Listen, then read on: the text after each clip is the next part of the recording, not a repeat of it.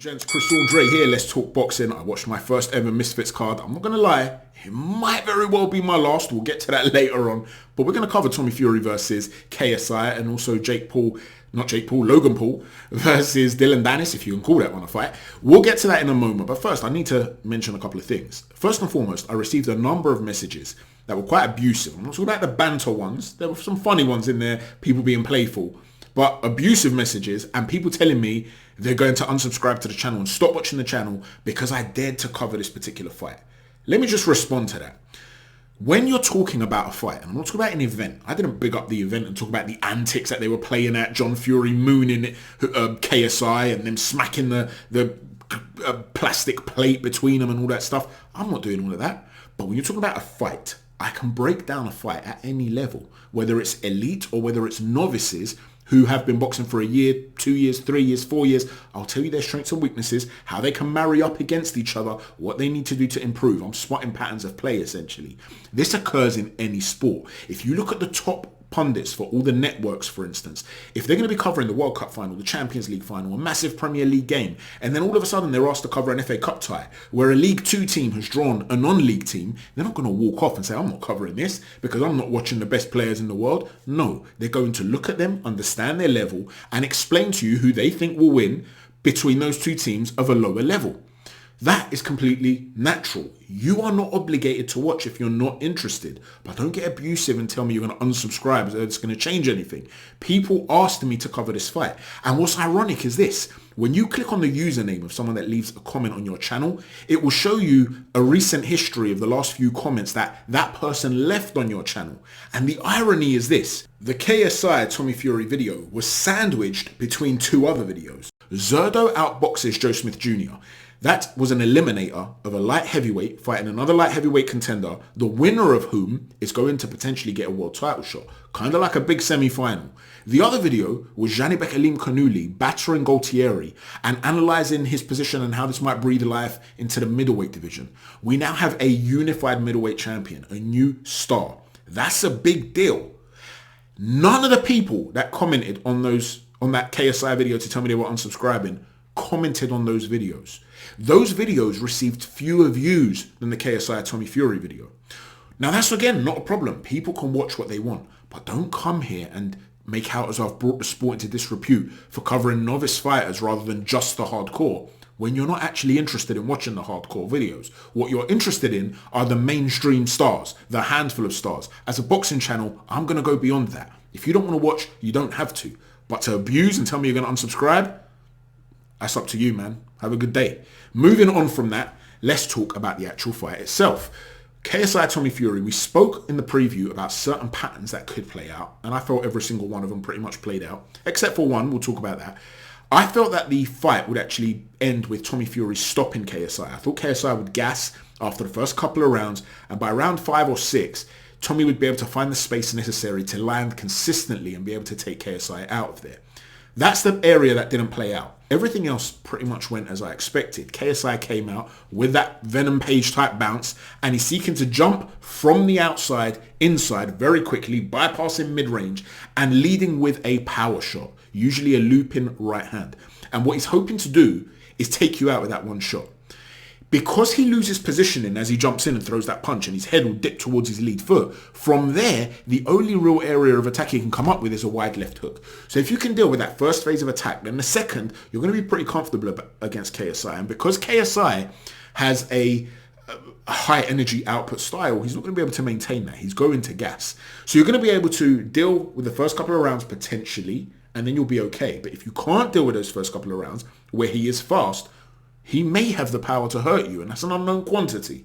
So we start watching the fight, and it becomes apparent that in the first couple of rounds, he is entering the pocket very quickly, and Tommy Fury's struggling to read him. And we said in the preview, this could potentially happen because one of the things that Tommy Fury has is that he can be too aggressive at times with his mindset. And then that can mean he can hold his feet in the pocket while standing tall. And that could be a potential danger for him. And he was clipped with a couple of shots. Didn't really have a major effect, but he lost the rounds.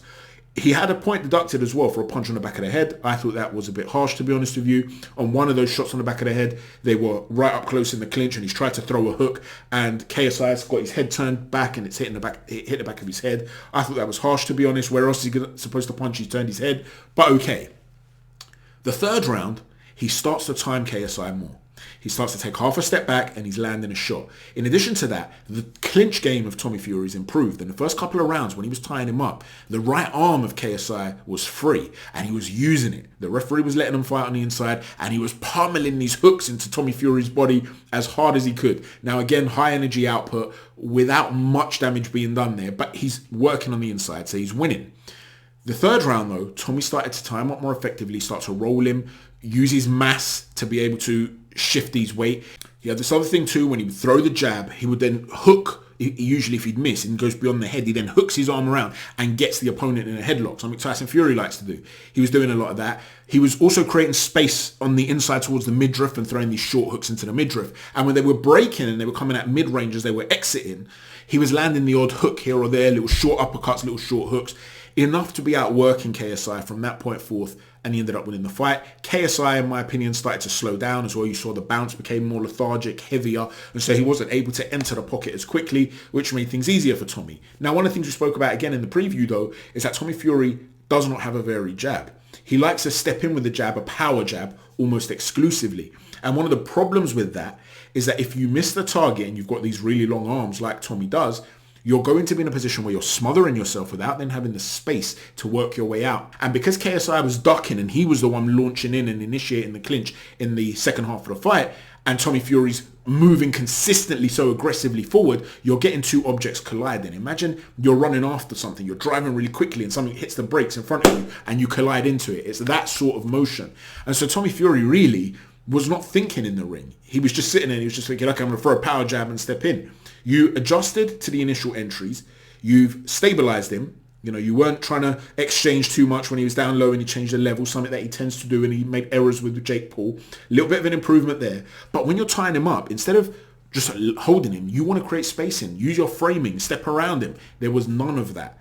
So it was a very poor fight to watch. From Tommy Fury's perspective, considering the experience levels he's got, it was not good. KSI can hold his head up high. This is a guy that hasn't been boxing anywhere near as long, and he went the distance and he had some good moments in there. But the right man won the fight. And in terms of the scoring, people talking about it being a robbery. The irony is that the scoring was actually incorrect in the way it was tallied up. So although it was a majority decision officially, in reality, all three judges had it to Tommy Fury. And I think I was the first person to spot this because I put out a tweet immediately when I saw the cards go up online and it went viral. It's had like, I don't know how many tens of thousands of views and comments, people messaging about it, people in the boxing industry. Now here are the judges' scorecards. And as you can see from the scorecard to the right-hand side, the one I'm circling here with my mouse, that's from Rafael Ramos. He actually miscalculated the totals he had for his own scorecard. He actually scored the fight exactly like I did. First 2 rounds to KSI with a point deduction to Tommy Fury, and then the next 4 rounds to Tommy Fury. But then when he added up KSI's totals, he came up with 57. That should be 56. So it should be 57-56 on all 3 judges' scorecards. This should have been a unanimous decision. I believe that it's officially now been changed to a unanimous decision for Tommy Fury, so they've responded to that. But the fact of the matter is, all 3 judges had it to Tommy. It wasn't because of some conspiracy to protect the boxer. He just outworked KSI in the last 4 rounds of the fight. It's as simple as that, really. But I did hear somebody talk about a potential fight between Tommy Fury and Vidal Riley. I don't think Tommy Fury's ready for Vidal Riley. He would lose to Vidal. I think Vidal's actually a good domestic level boxer here in the UK. He's a boxer who happens to transition over to sort of like a YouTube lifestyle because he's successful on YouTube, but he's not really one of the misfits, right? He's a proper boxer. And I know he's not exactly fought anybody of a high level, and he could potentially have a fight against Tommy Fury, and it would be interesting. There would be things that Tommy could be able to adjust to, but Vidal Riley's a more rounded fighter. So where does Tommy go from here? In my opinion, he's collecting that bag in such an intelligent way right now. There's no point in switching over to the pro game. He would have to start to build up a reputation in the pro game. It would take time. He could potentially suffer a loss. And he's making so much money fighting these guys. You can just envisage him now fighting Logan Paul. Regardless of the result there's going to be talk about Jake Paul in a rematch, KSI fighting him again in a rematch. These are big money spinning fights. So if that's your thing and you're into this Misfits thing, you are going to be looking forward to those types of fights. There's a lot of money there for these guys to be made, and I can envisage that that's, at least in the foreseeable future, where Tommy Fury is going to remain. In terms of the commentary, let me just also say that was absolutely woeful. Do not let the commentators affect what it is that you're seeing. Mute it if you have to. Adi Oladipo is a fantastic presenter, but the commentators on Misfits, they did not know what they were watching. The technical analysis, the way they were scoring it, the punches they were acknowledging, shocking. Now, let me quickly touch also upon Dillon Danis' attempted challenge of Logan Paul. He was trying to walk him down behind a high guard, trying to get him to outwork himself. We know that he's got some stamina issues, Logan Paul, based on that KSI fight or the first couple of KSI fights. So he was thinking, big muscular man, I'll try and get him down the stretch, I'm assuming. But the last couple of rounds, he still didn't come at him. Now, if it was a 10-round fight, a 12-round fight, it may have been more effective. You're using, at a much, much, much higher level, you're using essentially the sort of foundation of logic that Liam Smith likes to use. Now, Liam will also rip the body, and don't get me wrong, really good foot pressure, foot control, underrated defense. I'm not comparing Dillon Danis to Liam Smith. We're talking about the philosophy of what he does. Liam Smith makes you work, and then he hopes to take you down the stretch. Well, this is the sort of thing that I think he was trying to do, but you've got to offer something. And the irony is he landed, 9, 10 punches? And on a few of those occasions, even with short individual shots, you saw that Logan Paul was retracting and stepping back. They were affecting him. He was feeling some of those shots, but they were so sporadic. Then at one point, he tries to invite him to a jiu-jitsu fight on the canvas. He tries to pin him on the ropes and grab him. Then he tries to get a guillotine in there. It was just absolute mayhem and manic. But the fact of the matter is, he had no chance in a boxing ring. Had it been in an MMA cage with the superior striking of Paul, with his athleticism, a big, youthful guy who has a wrestling background at high school level, or college level rather, in the United States, which is apparently a very good level over there. You compare that to a elite level 4-time world champion at jiu-jitsu who's a smaller man, it becomes more interesting. But the Pauls have far too much to lose. I can't imagine that ever happening, but there's potentially another bag there for him to make too. So let me know what you think about the event and everything that took place, ladies and gents. Is this just a case of it being so manic and so unorthodox for KSI that it made Tommy Fury look bad and he would be a lot better in the pro game? Or is it just a case of him being a novice, not progressing the way that he should, and he's found his level? Let me know what you think. Don't forget to hit stiff jab on the like button, the right cross on the subscribe button, and an uppercut on the notifications button. Thanks for watching. Chat to you soon. Take care. God bless.